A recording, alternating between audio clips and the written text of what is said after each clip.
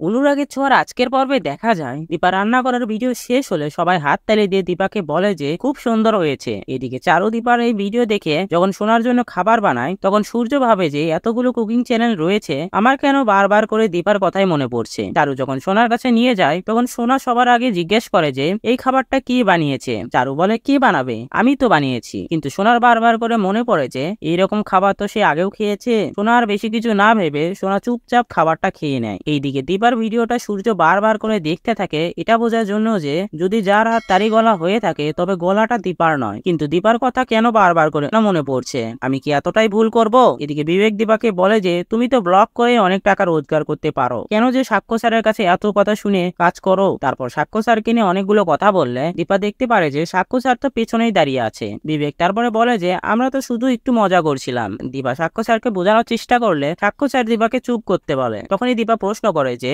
আপনি বুঝি কখনো স্কুলে যাননি? এদিকে সোনা উপর থেকে নেমে আসলে সূর্য জিজ্ঞেস করে যে সোনা মা তুমি ঠিক আছো তো? সোনা বেশি কথা না বাড়িয়ে চারুকে উপরে নিয়ে যায় আর বলে আজকে রাতে চারু আন্টি আমার সঙ্গে থাকবে। এদিকে সূর্য মনে মনে ভাবে যে আমি তো তোমাকে খুঁজে পাওয়ার আশা ছেড়ে দিয়েছিলাম দীপা, তবে সত্যি সত্যি কি তুমি আমার আশেপাশে রয়েছো? এদিকে নন্দা দীপাকে আটকানোর চেষ্টা করলেও স্কুলের স্যার, অফিসের বস এবং বাবা মাকে নিয়ে আমরা সবাই ঠাট্টা করেছি, তার মানে এই নয় যে আমরা বাবা মাকে অপছন্দ করি। সাক্ষ্য স্যার কিছু একটা বলবে তখনই নন্দা দীপার করা ভিডিওটা সাক্ষ্য স্যারের হাতে দিয়ে বলে যে এতক্ষণ ধরে আমরা তো ভিডিওটা করছিলাম, সেই জন্যই এত গল্প করছিলাম। আপনি জানেন এই চ্যানেলটা আমাদের এই বোনের। এদিকে চারু সোনাকে বলে যে তুমি তো চ্যাম্পিয়ন হয়েছো, তাহলে যদি এই উইকেন্ডে একটা পার্টি করি তাহলে কেমন হয়? এখানকার লোকজনরাও তো বাঙালি খাবার খেতে খুব পছন্দ করে, তাই আমি জানি যে এবার আমাকেই করতে হবে। চারু চলে যাওয়ার পরে সোনা ভাবে যে তুমি আমার মা হয়ে যে যে জিনিসগুলো ভাবনি কখনো, আজকে চারু আন্টি সেগুলো কথা আমাকে নিয়ে ভাবে। আমি তোমাকে আমাদের জীবনে কখনো ঢুকতে দেবো না মা। তারপর সাক্ষ্য স্যারও দীপা তৈরি খাবারটা টেস্ট করে, কিন্তু সবাই তার দিকে হা করে থাকলে